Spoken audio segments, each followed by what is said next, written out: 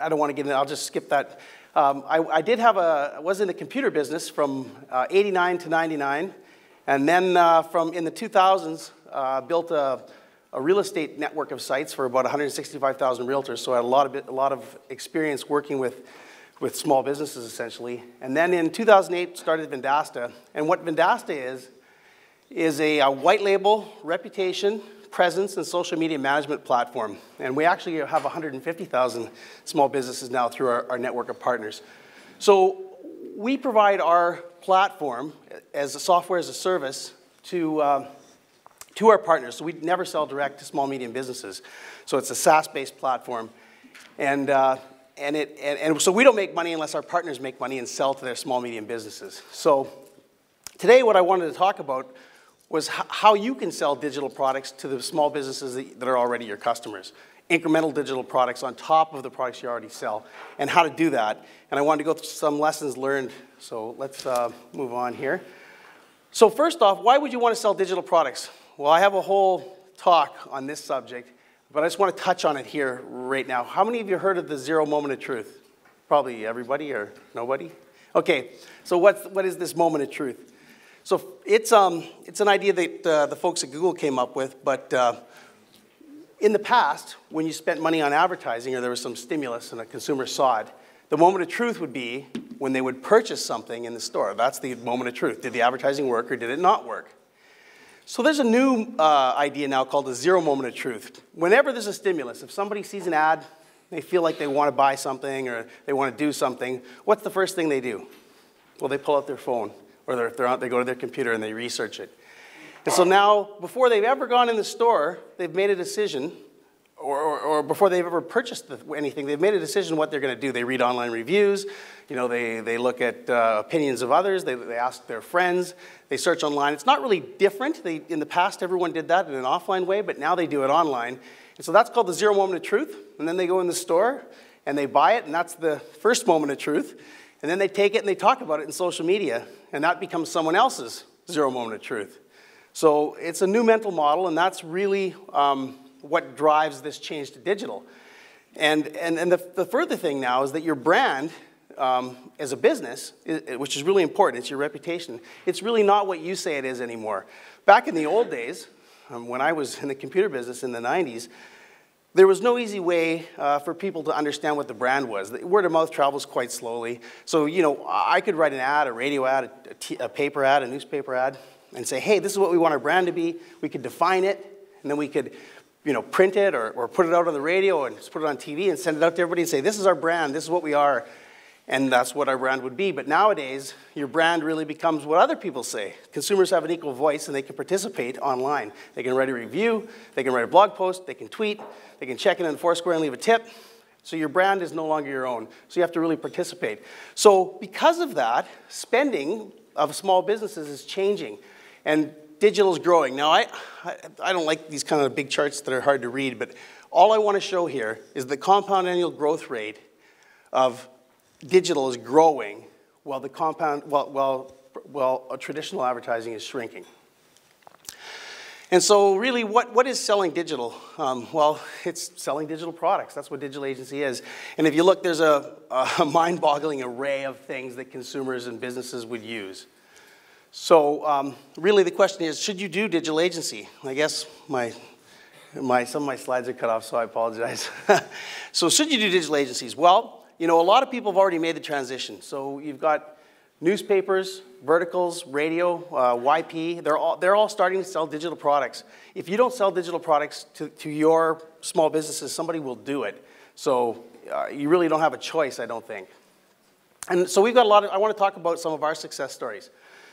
So in the newspaper space, Hearst, Gannett, McClatchy, Propel, these are companies you may or may not know, but they've all made successful transitions to digital, and they're pushing ahead and doing some pretty cool things. We've really done well in verticals. So the multi-tenant family space, which is like apartments.com, homes.com, Digital Sherpa, RentPath. Those guys have all taken digital products and bundled them in to their offering, which they deliver to their advertiser. So their advertiser, while they're advertising their apartment online, also has an array of other things. They can see all the reviews about their business. They can do all the things that our product does. and other products, you know. So, you know, we do like I say, we do reputation, presence, and social media, but I'm talking about all the products. So whether it's SEM, websites, blogs, anything that you might sell to a digital agency. Also in the auto space, we've done quite well. So here's some lessons that we've learned that I want to talk about today, and I hope we can take something of value out of here. Really, there's 3 things when you're selling digital to small businesses that you have to consider that are going to make or break you. And there's no right or wrong answer. You have to know what your products are. You have to understand your sales force and how you can sell it. And then you have to figure out pricing and bundling. So I wanted to start with the product first, with the mix. And again, all these things rely on each other. So if you have, when we get to the sales part, you'll see that you can change your product mix depending on what kind of sales force you choose. But for a product mix, I would suggest to start with that it has to be easy. You have to pick products that are super easy to sell and that have margin. So some products like SEM, you know, it's fairly maybe easy to sell, but it's really hard to explain and it's really hard to prove, and there's lots of, and I'm not saying don't sell it, I'm just saying it's not an easy product to sell. And even a website's not easy to sell. Try to get the content from that small business to build that website. It's super hard. So in our case, and this is a bit where I get to pitch our products, all we need for our product is a phone number. And that phone number will then provide the reputation platform, which tells the business where it's listed, where it's not listed. Is it on Bing, Yahoo, Google? Is it on Yelp? Is it on all the Yellow Page sites? Is it on all the social sites? And is that data correct? And if it's not correct, it'll help to fix it by syndicating that data out to all the thousands of places on the internet that people look at and get that data correct so that when someone Googles a restaurant, that they'll show up. We also then provide the reviews and you know, tweets and compare them to their competition. I don't want to get into the product. I just want to show you that all we need is a phone number to make that happen. So it's really easy to provision and sell. So there's lots of products like that. So I think you should pick products that are easy to sell and they're sort of foundational to the business. The second thing I want to talk about is DIY versus diplom. I don't know if everyone knows what those are, but in this business, we talk about it a lot. DIY is do it yourself, and diplom is do it for me. So we've all, one thing that I know this chart's hard to read, but if you look, what's most important, 80% of people say they want self-serve. This is compared to all the things that small businesses, Kelsey did this survey. They said, as a small business, what do you want? They said, well, we want a return on investment. We want keyword assistance. We want SEO assistance. We want to track leads. We need traffic reports. We want to purchase social. We want info our competitors. We want to, you know, purchase mobile. But the number one thing was they wanted to be able to do it themselves. So that's really interesting because we all know they don't do it themselves. They won't. They can't. They don't know how. And they're busy and they're time starved. So it's a very small group of people that actually do it themselves. So, you know, I think that you guys always need to choose products. When you're evaluating a product that you want to sell to a small business, you have to make sure that it does have a do-it-yourself component, but you want to make sure that you can do it for them if they need that at a value-added price. So I think you really need both. So what else have we learned? Well, you need to have a scalable integrated tools. So we've seen many of our partners stumble because they've chosen products that just simply couldn't scale. So, you know, they were posting on behalf of people to Twitter and Facebook and Foursquare and Google+, and they're using a spreadsheet. And they're trying to do these kinds of things using a tool like Hootsuite or something like that. So you need to make sure that you have scalable, integrated products. So that's another evaluation point. So that's the product mix. What about the sales force? So choosing traditional reps. So there's you know, you can use your existing sales force to sell these digital products, or you can go out and hire, you know, a digital-only sales force. So let's talk about the traditional sales force first. It's going to be really hard because they're going to be, you know, they're going to be resistant to selling digital. They're just not going to get it, right? They're used to selling what they sell, and you know, the commission structure doesn't even carry forward. So sales reps, in my experience at least, they only do what they're paid to do. That's it. So if you don't pay them to sell digital, they won't sell digital.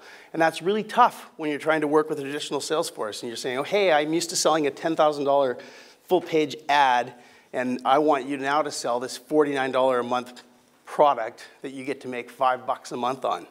That, by the way, is going to be hard to explain and hard to sell, and he's not going to do it, right? So So how does that work? And I'm going to come back to traditional because it can work. Again, I want to keep reiterating there is no right or wrong way here. I've seen all of them work now. So with a digital sales force, you're going to have different challenges. It's going to be tough to hire. You're going to have to hire all new folks. They're a different breed of folks. They're not the people you're used to. There's going to be competition for that skill set, you know, of these new breed of folks. Maybe you want to do telesales. That might be new to you, might not be. And you might want them to work together. So first, let me talk about traditional and how that works. So McClatchy, for instance, is a sales force that decided they were going to use their traditional sales force. So what did we do? You know, and because we're a SaaS-based product, we only make money if they make money. So they had a bundle. We're just 3 products in a bundle of, you know, 10 or 15 products. But it wasn't selling the way we needed it to sell. So we actually took people in market to figure out what's going on.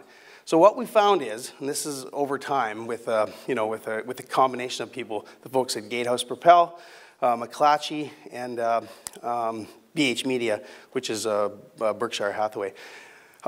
What we found how to make that work is that we would have our sales trainer go in, train their salespeople for a day, and we'd have a seminar where we would bring in a ton of small businesses, as many as they could get. They would pre-advertise that, fill the room. We would do basically a sales pitch for them to that group and then see how many we could close. And we could close anywhere from 20 to 60% of that room. And then the next day, the sales manager would go with our guy on the road and make 4 real calls to real customers and try to close 3 of those 4. And that would be per market. So in order to make a traditional sales force work, that's the kind of effort and commitment that you have to do, and it's huge. So you really have to go and get in market and get down and dirty and go and sell those products. And so we've done that with McClatchy market by market, and it's been fantastic for us. So I know that traditional reps can sell. There's another thing about bundling we'll get to that makes it easier too. On the other side, we've got KSL. Has anyone heard of KSL? They're out of Utah. Clayton Christensen, Innovator's Dilemma. He's a Harvard guy, and you know he writes that you need a digital-only sales force, and that's his sort of his philosophy, that digital-only is the way to go. So that works too. So you can have a digital-only sales force where you hire straight digital, and they actually compete against the traditional, and you don't worry about cannibalization. You just go at it and you sell. And they even sometimes sell. The digital-only guys get to sell some of the print products, and the print guys can't sell the digital, so it's a kind of a flip. But so there's that model, and that can work too. Then there's the hybrid model, which I think most people are starting to do, and this is the one that Hearst does. So I don't know if any of you know Jeff Falcomer out of Local Edge, out of Buffalo, but he has a platform with about, I think there's 22 products in it. We're 3 of those products. We like to think we're an important 3 of those products, the foundational products. And what he does is when he actually sells the Hearst platform to other partners. So he'll sign up, you know, Dallas Morning News or some of the other, you know, who else? Morris Digital uses the Hearst platform, sort of the Fairfax in Australia. So he will go into the market and say, you need to hire a digital sales force and also train the traditional sales force together. And then they actually sort of act in concert, and they have about 3-to-1 ratio. So for every 3 traditional reps, there'll be a digital rep, and they'll work together and try to sell there. And that's also a good model. So I'm just pointing out that any of these models can work. You just have to put the effort and the time in and find out how to make it work. So pricing and bundling. What happens here? So you know, we've seen our partners that have bundled do really well because it increases the value of the traditional offering. A lot of times, you know, especially if the price points are disparate. You know, so digital costs a lot less than traditional. I'll give you a story. I remember when we first signed the Morris Digital before they went to the Hearst platform, so they were our customer, and they were still our customer through Hearst. But I went to Jacksonville Times Union, and this was early on in the day. We had been selling to Yellow Page companies mostly, and they, you know, they only call on their customers once a year. That's it, right? They come in once a year and say, okay, you got to buy this stuff. Yeah, it's going to be in the phone book. We're going to print it, and that's it. So they were starting to, and they sell a lot of digital products too, and they sell them at a low price as a DIY, and that's how they work. And so they'll come in and say, hey, buy a $99 bundle. You're going to have these things in here, and sell that product set that way. So we were selling our product at a quite low cost per location. So newspapers were fairly new to us, and we were just starting to light them all up. And I went to Morris Digital and Jacksonville Times Union, and we did the training. They started to sell the product, and they were saying how good it was and how happy they were. And a month later, I checked, and it's like 25 accounts. Oh, wow. Phone them up. How's it going? Oh, it's going fantastic. This is great. And I'm like, oh, okay. And that next month, they have 35 accounts. And we were charging them at that time like $8 per account per location. So it's not a lot of money for us. And they said, yeah, it's fantastic. And I said, well, so I started asking questions. They were selling it for $1,000 a month. And so we've had to learn to change the pricing model. So what we learned here is that a sales rep at a newspaper who's used to calling on a car dealer, and making a big sale is not going to get in his car and drive out and make a sale unless the product's priced at least $500 a month, and usually on a yearly contract. So that has to be a $6,000 sale, or he's just not going to do it. So this is what I'm trying to point out here is that you really, really need to figure out how to price your product in a bundle or separately. And if you do put it in a bundle, it does make it easier for traditional reps to sell. Sometimes they don't sell it just because they don't get it. They don't understand it. Nobody wants to sell something they might get asked a question on. But if they can say, it's part of the bundle, then the customer at the other end, as long as it's a great product, the small business will rely on that product, especially one like reputation management, where every week they get an email that says, hey, look what somebody said about you. Look what a review was written. Look where your phone number is wrong in Google+. Those are the kind of products that will keep your customers and reduce churn. So I was just going to mention a little Jeff Shabram. He's BH Media. So Berkshire Hathaway. I don't know if you guys know, but they've been buying papers like crazy. So Warren Buffett's on a acquisition binge. He'll buy any paper he can get his hands on. And he takes these papers and basically reinvents them by having them start to sell digital products. And so it's been really great for us. They've been a fantastic partner because they come into a paper that's just been struggling, maybe losing money, and he buys it and then totally revitalizes it. And Jeff's point is that he's watched lots and lots of folks selling digital products and making no money, like especially SEM. And I don't want to pick on SEM, but Google AdWords, I mean, it's great to sell. I think you have to. Perfect. I'm right on time. But but you don't make a lot of money, and so you put a ton of effort into there. Do you really want to do that? Like, maybe sell products first that you make money on, if that's a lesson you can learn. There's the full range of services. I wouldn't go here. It's kind of like they say the Holy Grail, but Digital First Media, Ad Taxi out of Denver, they provide everything, and they do a fantastic job. And they use our products for some of the stuff, but they won't sell to a customer that has less than $3,000 to $6,000 spend a month, so or higher for these digital services. So they really do everything. They're basically the marketing department. I think you have to work your way up to that. There's a lot that goes with that. Lastly, let them buy when they're ready. So I was just going to tell a quick story here.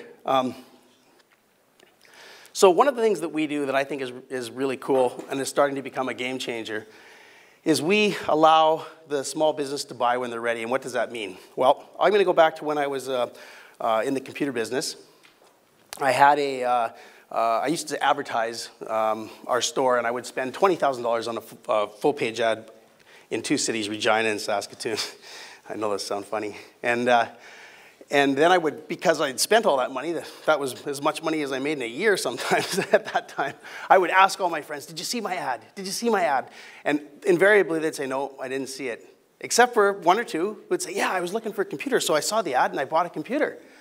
And I've come to learn that people only see the ad when they want the thing. So you're like blind to it unless you actually want to buy it. So then roll on, 1999, start working at Point 2.